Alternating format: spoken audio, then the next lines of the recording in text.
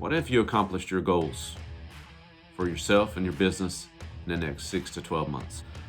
I'm Miles Street, and I work with passionate, driven business leaders who have been experiencing winning moments in the past, but right now, the situation's changed. It's time for a new game plan. Oftentimes, they're not sure what next move to make, but they know they want to win and dominate in life and in their industry. I just finished a 10-day, 10-goal challenge using Bryan Tracy's goal-setting method. I find that this helps bring clarity to the business leader to help them maximize their leadership and multiply their bottom line. Bryan Tracy says it is one of the best ways to get rich and build wealth. I see it as a way for you to improve your performance and to multiply your bottom line for your business. It will help you build that wealth that you want to have for your own personal life as well. The process is easy. It just requires work and consistency. You need to set aside 15 to 30 minutes every day. You need to make sure you get out your journal or use whatever method of recording those goals works for you. I wrote them in my journal myself. And you need to make sure you don't look back at the previous day's goals. Start with a clean slate every day as you begin this process. I wrote down 10 goals that I wanted to accomplish for the next 12 months. I never looked back at the previous day's goals. I just wrote down what I thought I wanted to accomplish within the next 12 months, and I did that consistently over a 10-day period.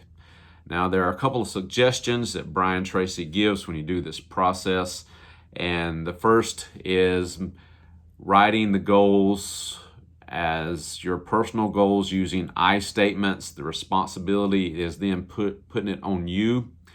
It means you're taking ownership of it, and you're also being accountable to yourself for them as you do this. The second part of it is writing the goals with the active present tense verbs. And if you have trouble with this, I would encourage you to go get Bloom's taxonomy. It helps. I use this a lot in my training and leadership development as well. This again is putting responsibility on yourself, but it's also you're beginning to write these goals from a position of faith that you're going to believe that they're going to happen. I may not know how I'm going to accomplish the goals, but I know that these are my goals. These are things that I want to get done. And this process helps me, and it will help you train your subconscious mind to see that these goals are already happening for you as you begin to work on them, and you're beginning to see them as achievable as you do this. It's like learning to play an instrument. So if you're learning to play the guitar, like I tried to do as a young boy and teenager, you'll take, just like you take the sheet of chord diagrams from the sheet of paper and you try to transfer them to your fingers. Your mind is doing that in the process. Well, that's the same thing's happening here. The reality is these goals are coming into your mind, you're writing them down on a paper, and our subconscious mind is beginning to process these goals as part of our beliefs and values, and we're beginning to send them to our conscious mind. The third part, sorry, I just covered a second. The goals are positive. You're bringing these positive things to your life. You're seeing them happen right now.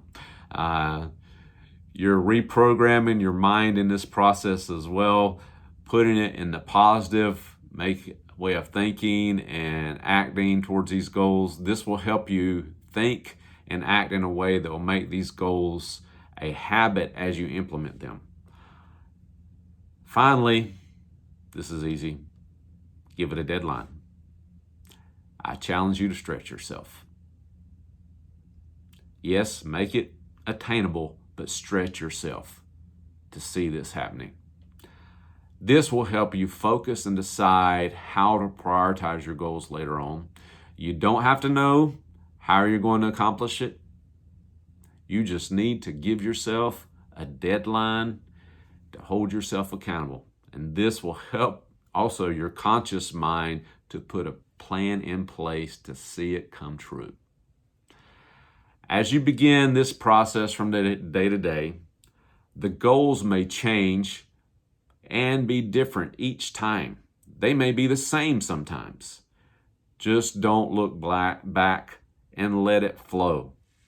There are going to be days it will not flow at all. And you're going to have to dig deep and pull them out of you. You may have doubts and disbeliefs about your goals, and that's okay. Just keep focusing on the process and keep doing it. Now, after the 10 days is up, it's time for you to review all those goals and then begin to see which goals were most consistent over that time period. Get out a clean sheet of paper, write them down. You will see some major consistencies in areas that will be your main focus. You need to begin to decide how you're going to prioritize them and let those deadlines guide you as well. Sometimes it might not be the deadline. Sometimes it might be that goal is so consistent across the board over that 10-day period that it becomes a priority. Bryan Tracy also says that you should take one of those goals and make it your purpose. You decide if that's what you want to do. I am saying do this to get clarity for the next 6 to 12 months. This exercise will also help you see some of your similar goals can be major action steps for the bigger goals. And this is what I learned for myself. As I was writing my goals, I consistently wrote a monthly money goal for my coaching business. And I also saw that I was writing certain goals that would go under that would help me accomplish that goal. They were action steps I could take towards that goal. And so that's what I did. But also I went back and said, okay, the other ones that weren't like that, I'm writing down 2 to 3 action items for each goal. As I do that, there again, I have a plan for myself for the next 3 to 6 months. The reality is the majority of my goals were goals that I could accomplish within a 3 to 6 months time frame. And I have a clear plan. I know my next moves. I know what I'm going to do. Now, may that change? Yes, it may, because as we know and as we see, the world changes, business changes, life changes, and I have the freedom to go back and make those adjustments as I try to accomplish these things. And as things change, as I improve, as I get better, or other things happen, I can make those adjustments.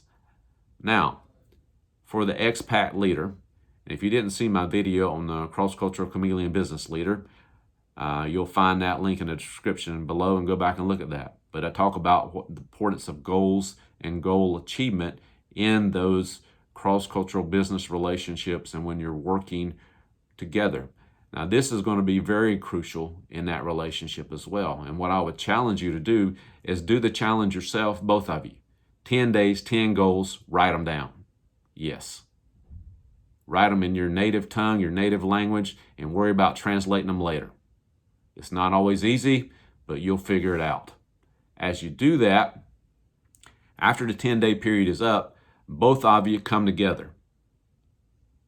And I would suggest you get you a coach because you're going to need that help.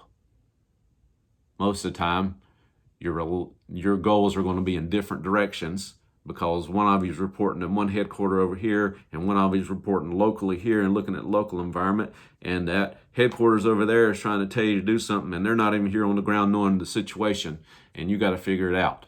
And the best way for you to figure it out is get you a good coach. And that coach will help you brainstorm and pull those goals out and help you begin to strategize and make action plans and steps for each one of those goals, because the reality is probably you're going to butt heads a little bit and you're going to need a mediator anyway, and that also helps in that process. So I challenge you to go out there and get you a coach to help you work through this. And if you do this, you're going to be more likely to be working together towards the same thing instead of doing this all the time. That's my challenge to you.